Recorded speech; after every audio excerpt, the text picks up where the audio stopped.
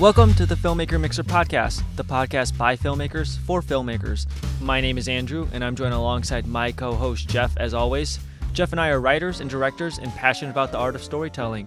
Filmmaker Mixer is a creative hub where aspiring and established filmmakers come together to share experiences, insights, strategies, and inspiration.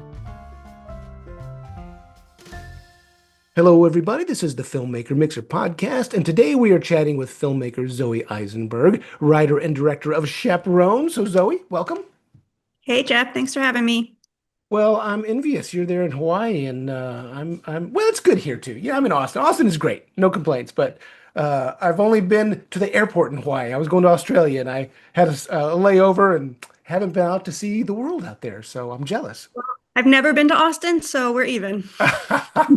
Well, very good. Well, just for the folks who are just now hearing about the film, tell us the pitch. What's your movie all about? Sure. So my movie Chaperone is an age gap drama. It follows a 29-year-old woman who gets mistaken for a high schooler by a high school boy and starts a duplicitous relationship with him. And where did this idea come from? Yeah, so when I was just about to hit 30, a teenager mistook me for a fellow teenager and asked me out, and I was like, hell no. And we laughed. He clearly thought that I was his age. But then afterwards, I just kept, kind of obsessively asking myself, who would have made a different choice? What would she be like? What would she be up against? And yeah, that's where I started. Interesting. Well, that's the upside of looking like you're 10 when you're going to prom. You continue to look young as you get on in life. So good for you. That's awesome. Yep. So once you thought this is an interesting concept for a film, you just had the nugget. How did you beat it out into an actual feature narrative? What was it? What was the process? Yeah, so I originally started conceptualizing this as a reimagined take on The Graduate. Interesting. Yeah, I love that book. I loved the adaptation, but I always thought that Mrs. Robinson was more interesting than Benjamin Braddock. And we really just got this very bare bones look at who she is, both in the book and on screen. And so that's kind of where I started with it. The final film is quite different, but a lot of the themes are still kind of circling the same drain as The Graduate. And so once you had that inspiration, did you beat sheet? Did you treatment? What was your writing process like? I outline really obsessively. I spend longer on outline than I do on the script, usually at least the first draft. And I'm also a fiction writer. I had my first novel published last year, so I do the same for books as well. Interesting. And how did you find your cast? I found Mitzi Akaha first. She plays Misha. I found her on Instagram, which is a fun story. She was in a music video for a filmmaker I know in New York. And while I was writing the character, I knew that she would be Hapa. I'm very sensitive to reflecting my community out here. And so I knew she was going to be mixed Asian. And Mitzi is half Japanese, half Jewish, and like me, looks much younger than she is. And so I actually reached out to her on Instagram when we were ready for casting, just being like, would you read for this? Interesting. Yeah. And I know you're living in Hawaii. Is that why you wanted to make it there? I mean, because it's a great, what's the word I'm looking for? It's just the environment. It's just so cool, and the way you captured the area. So, did you do it just because you lived there, or did you always want it to be set in that environment? I mean, I didn't go to film school and I started making films here in Hawaii, and it's really the only place that I've ever worked. But also, it doesn't get to play itself authentically on screen all that often. It's getting a lot better. But historically, when you look at the films that have come out of here in the last 100 years, they're all set at the resorts, or they're set at beaches. They're all very white, and it's starting to get better as the filmmaking scene here grows and more stories are being told by people who live here. But I definitely wanted to be a part of that. Also, because I'm a very independent filmmaker, so I'm a very use what you have type of person, and being really involved in my community, it was easy for me to ask my friends who are business owners, hey, can we shoot at this ice cream shop? Hey, can we shoot at this indie theater? So the idea of setting it somewhere where I didn't live and didn't have access to anything made no sense to me. Right. No, makes sense. Makes sense. So, how did the location influence the writing? I love thinking about Misha as an unintentional predator. And because she obviously doesn't think she is one. But we live on an island, and an island has a very sensitive ecosystem, and everything that you bring in to the island that doesn't belong here is going to impact things around it, usually in a negative way.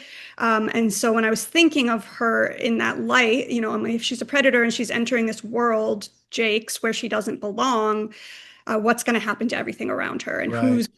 who's going to feel the biggest consequence, because it usually isn't the predator that's brought in because they don't have any predators above them. So I want to pivot over to something else. We have a lot of filmmakers that email us and trying to figure out how to make their first movie. And this answer is obviously going to be different for every film. But how big, small was your footprint? Did you have a big crew, small crew? Was this more of a guerrilla film, more of a? Because it looks really slick. I mean, it looks nice. But and I've seen some fantastically well done films that you find out the budgets are so tiny. So I'm just curious, what was your crew like? Our budget was very tiny considering how much we were able to do. We also shot in 12 days, Oh, which is, wow. and we had 18 locations. So part of that was Wow.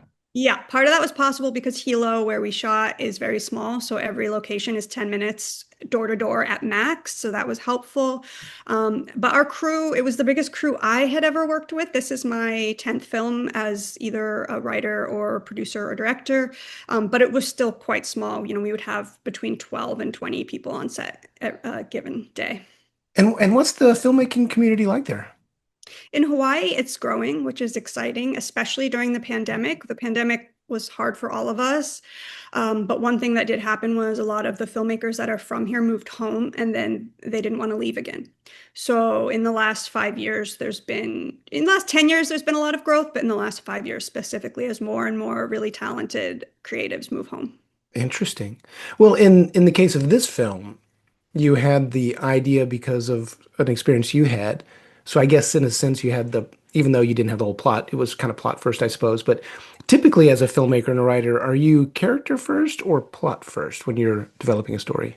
Very character first. In fact, I'm usually like this. I love a mood film. I really do. So I have to be like, something needs to happen, and I can't just stare at her face for an hour and a half. So you develop a character or you get attracted to a certain type of character and then you just try to figure out what's the best plot to drop this person into. Is that how it works for you? What I'm trying to get into your process. Yeah, I don't know. I don't know. Yeah, I kind of take it beat by beat. Often I work backwards. I knew how I wanted it to end. I knew the general structure that I wanted it to have. So I kind of had the inciting incident and I knew where I wanted it to end. And I just sort of tried to figure out the middle step by step. And are these typically the kind of stories you're drawn to, dramas? Are you drawn to what? Well, you tell me, what kind of stories are you Yeah, drawn to? definitely dramas. I love a story about a woman making terrible choices. My novel that came out last year was the same. Pretty much all of my stuff is. In fact, we had a Q&A. We had a Q&A recently when we were doing theatrical, and someone raised their hand and was like, Zoe, you just seem to be drawn to these just female losers. What is that about? And I was like, I don't even think she is a loser. I think she makes horrible choices, but I don't really think she's a loser, I guess. Well, I've always been drawn to broken characters. I think what's fascinating about broken characters is they can be very charming. They can be very unaware of why they're broken, but it gives you a place to go. They want to fix themselves in some way, and sometimes it's successful, and sometimes it's not. But it's those are fascinating characters to me. Story about someone who has all their shit together is boring. Where's that Yeah, from? yeah, exactly. So now you won at Slamdance, right? Yeah, in 2024. That's pretty awesome. What was that experience like? It was surreal. I had no idea. I've never gotten into a festival that big before. Some of the stuff I produced have played at Tribeca and things, but as a director, I've never gotten to premiere anywhere that large. So they called me, which had never happened. Usually I get, notifications by email, usually rejections. So they called me to tell me I got in. And then, yeah, I didn't expect to win for sure. We caught a buzz. That's what they call it. It's a very ephemeral phrase. Like, what does that even mean? But our screenings were sold out at Slamdance in Oh, wow. advance. which is a lot more rare for Slamdance. I'm not sure if you've been, but it's such a filmmaker conference that a lot of the filmmakers just use their filmmaker passes to go. So the films don't tend to sell out because we just show up day of and get a seat. So it was really surprising for me. It was surprising for the Slamdance crew, the people running it. They were like, I don't know what you're doing. Keep doing it. So That is cool. Yeah, I had a film at Slamdance years ago, and it was so it was still at Park City when you went, right? well, it Yeah. was the last year we Oh caught. wow. Yeah. Yeah, that's gonna be weird, but I get it though. I get it. But yeah, I loved going up there, and so well, here's a weird question because we get this question a lot also when it comes to film festivals. So when you went to Slamdance, once you found out you were in, how did you prepare? What are your top three tips for filmmakers or top five to prepare for a festival? Hire a publicist. That was the first thing we did. Go Mitch with Millennial PR. But truly, that was the first thing we did. My team, we were like, "What? This is great. This is best case scenario." We had like 3 days of celebration, and then we just erupted into panic. So yeah, we hired a publicist. I would say have more money than you think you need on hand. I didn't, again, we didn't know where we were going to go, so we had to raise more money just to be able to get our cast and ourselves there. And then I think you have to try to make yourself stand out. So for Chaperone, I think part of the reason we caught the buzz is we all made these beanies. It's freezing there. So we had these beanies that just said Chaperone on them. And we had about 15 people in our crew. So we were all just walking around Sundance as well as Slamdance with these hats that just said Chaperone. And people were like, what are you chaperoning? And then we had a natural kind of pitch to give them because they were approaching us instead of the other way around. So I don't think that would work for everyone. It depends on your film's title, but we did try to get creative with how we were getting attention. And we did some fun stuff too. Like we brought bubbles to our premiere. We gave everyone bubble wands because those are featured in the film and just and heart-shaped glasses, which are also featured in the film. So we just tried to have a fun time. Well, what other kind of stories do you want to tell? I know you're drawn to broken characters and you're drawn to drama. I Uh, don't, I'm not going to call them broken, Jeff. I like women making kind of fucked up choices. I like yeah, women who are trying to figure themselves out. no, I get that. I get that. Yeah, Well, you want to pivot into comedy or I've done some. genre? I've done some comedy. Oh, I love nice. genre. Genre kind of goes hand in hand. Horror goes hand in hand with the type of stories I tell. My editor for Chaperone is actually he works for Blumhouse typically, so that's why there was so much suspense that we were able to capture in that film. So my next novel is going to be a horror novel, and I'd love Oh, to adapt nice. that. Yep. And then I'm currently working on an adaptation of my first novel. So I'm doing a lot of writing right now. That's cool. Well, what got you interested in filmmaking and storytelling? Were you like into it as a kid? Did you make little movies with your friends, that kind of stuff? I was into writing as a kid, and I've always been into watching films, but I had no comprehension that someone like me could make a film. I really just imagined a bunch of dudes in Hollywood. This was in the 90s and then the early aughts. I remember my first aha moment that women were even making films was when I watched The Virgin Suicide by Sofia Coppola, just the opening montage of all of these very feminine things in a bedroom. I was like, oh, a woman made this. And it was the first time I really understood the concept of an auteur, that they could be like me. But I went to school for creative writing, so fiction. And then I started writing scripts for my friends and my partner when I graduated, and then slowly moved into producing and directing from there. So you were a reader as a kid. What was your favorite book? I used to get in trouble because I would read Stephen King. I would steal my older brother's Stephen King books, and then I wouldn't be able to sleep. And my mom would be like, I don't understand. Why is she so terrified? I like regressed. I had to go sleep with my parents at like 11. They're like, what is wrong with her? And it was because I was reading a lot of horror. So I've always been attracted to darker things, even when they come out as drama and not genre. Interesting.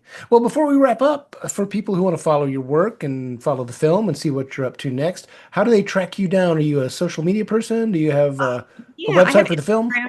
I have Instagrams. You can find me there at Zoé Eisenberg. Chaperone is also on Instagram. It's at Chaperone Film Hawaii, and it's also streaming now, so people can watch it on Amazon or Apple TV. Nice. Well, it's a terrific film. I really enjoyed it, and you did a great job. And I just want you to stay in touch. Keep us posted on what you're up to next.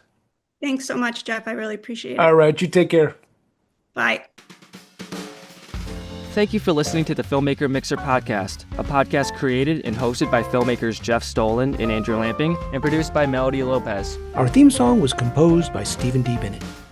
Make sure to follow or subscribe on whatever platform you're listening to us on, and stay tuned for future episodes.